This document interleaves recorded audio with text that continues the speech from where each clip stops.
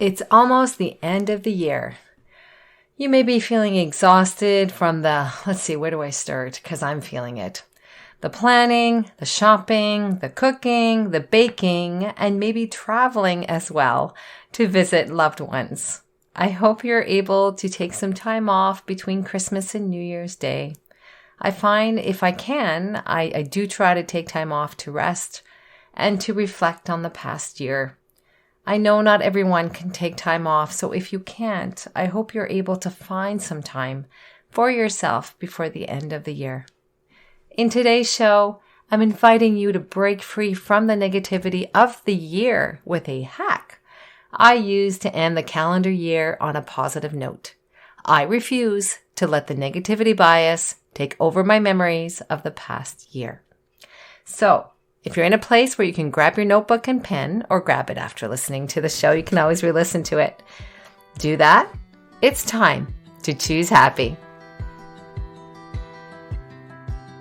Hey girlfriend, welcome to the Choose Happy with Marie show. Do you want to stop seeing the negative every day and have the time and energy to do what you want? Are you finally done with the limiting stories and the fear that stands in your way of living a happy life? Does negative self-talk sabotage your self-confidence? Hi, I'm Marie. For the majority of my life, I lived in negativity that was often labeled as depression. My breakthrough happened when I broke free from the negative thinking and I learned the power of choosing happy. In this podcast, you will find tangible ways to ditch the negativity, improve your self-esteem, and take action for what you really want for your life. No more guilt, no more people pleasing. Let's do this. We are choosing happy. Hello, how are you? I hope you're having a really nice holiday season. Perhaps you've taken time off work this week. I was able to take some time off to be at home while my young adult kids have their break from university, so I'm very grateful I was able to do this. I also like to take this time off to pause. Pause and reflect on the past year. Do you like to do this too? Maybe this is something new for you to do. And if so, no worries. Today's show will show you how easy it is to reflect on the past year by writing something that I call the Christmas letter. It's my go-to hack for ending the year on a positive note. Why does it matter? Why does it matter to pause and reflect on where we've been? How does it help us break free from negativity and choose happy? Well, when we reflect on the good things that happened in our life in the past year, we are breaking free from that negativity. If you've been following the show for a while, you'll know that the negativity bias can be strong for some of us. If you're not familiar with what the negativity bias is, check out episode number 4 titled Why Your Brain Focuses on Negative Things and Tips to Overcome the Negativity Bias. We have to be intentional to find the good in our life.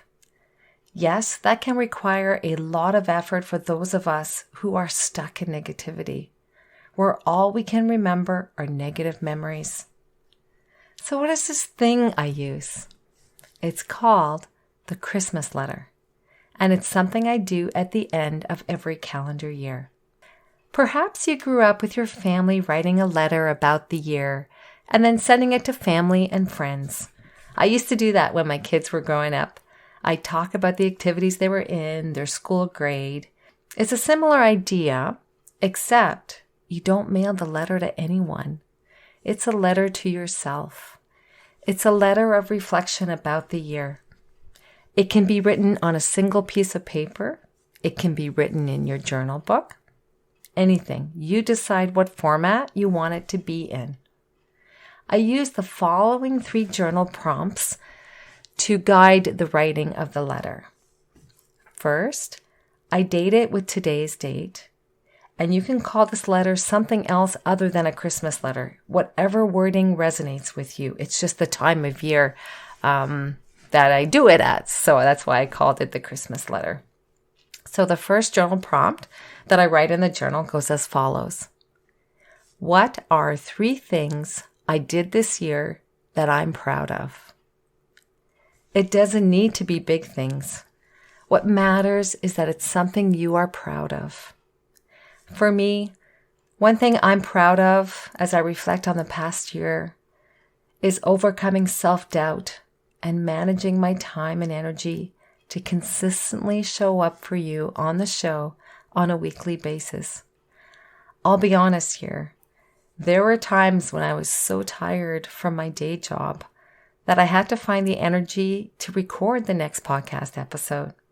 And when I was feeling moments like this, I would see an email in my inbox from one of you telling me the positive difference the show was making in your life. Your emails give me fuel to keep going despite feeling tired. Thank you for letting me know that me showing up here for you matters. And if you've been meaning to send me an email to let me know, please do. I read every email.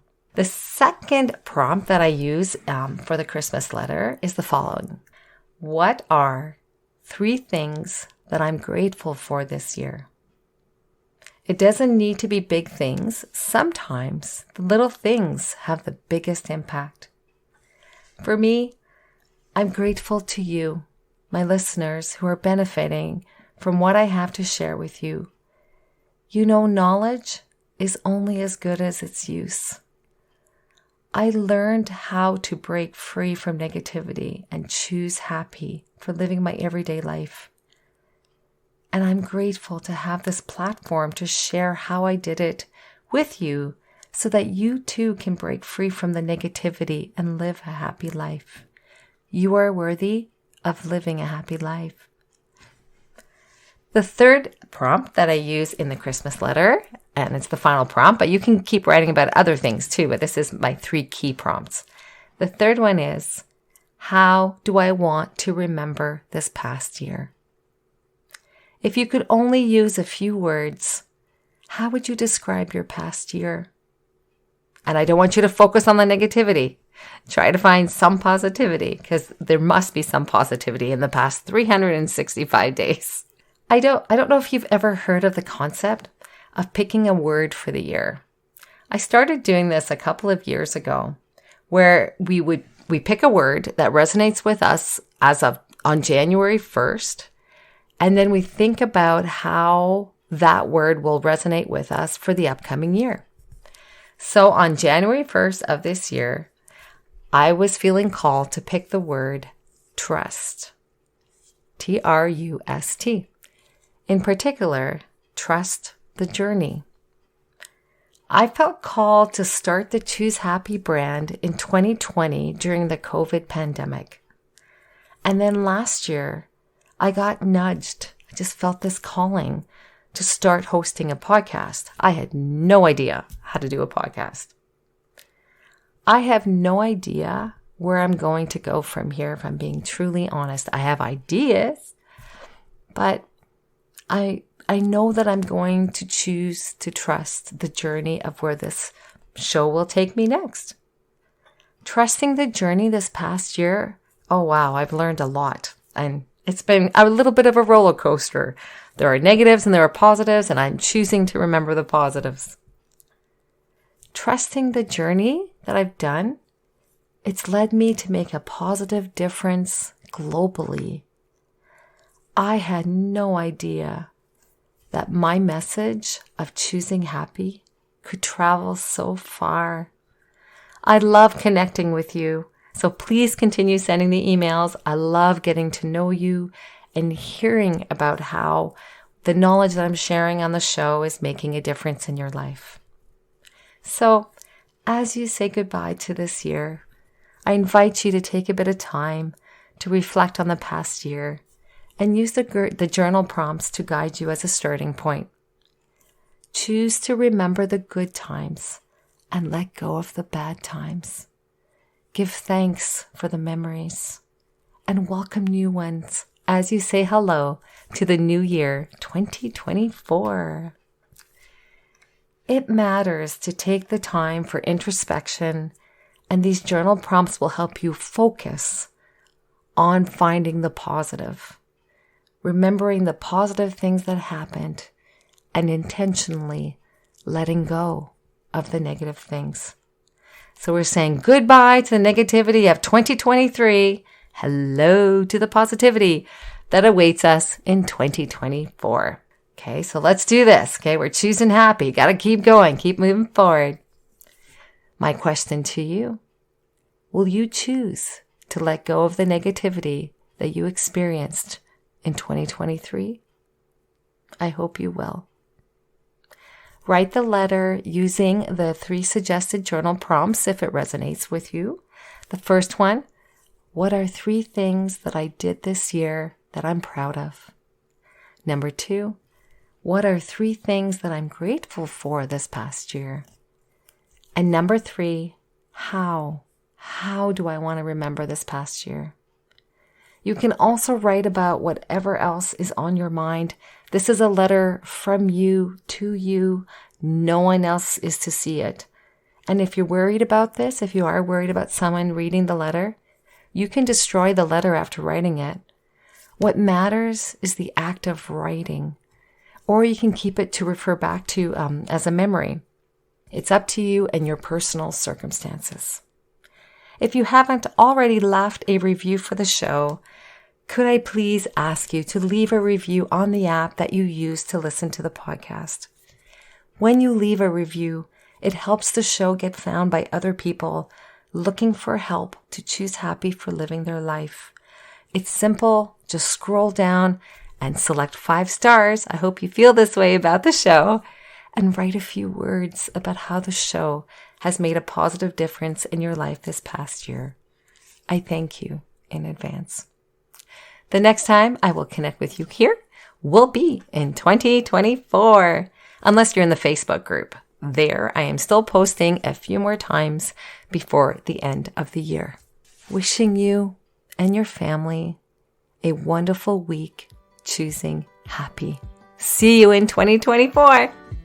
Cheers. I hope today's episode empowered you to choose happy as you live your upcoming week. Do you want to help others choose happy? Forward this episode to a friend or a family member that may benefit from it as well. You can also leave a review for the show on your favorite podcast app. Doing this will help the show be found in the search bar on the app. Remember to sign up to become a Choose Happy Insider, where you will receive free resources as they become available. Link is in the show's notes. Thank you for listening. Take good care and see you next week.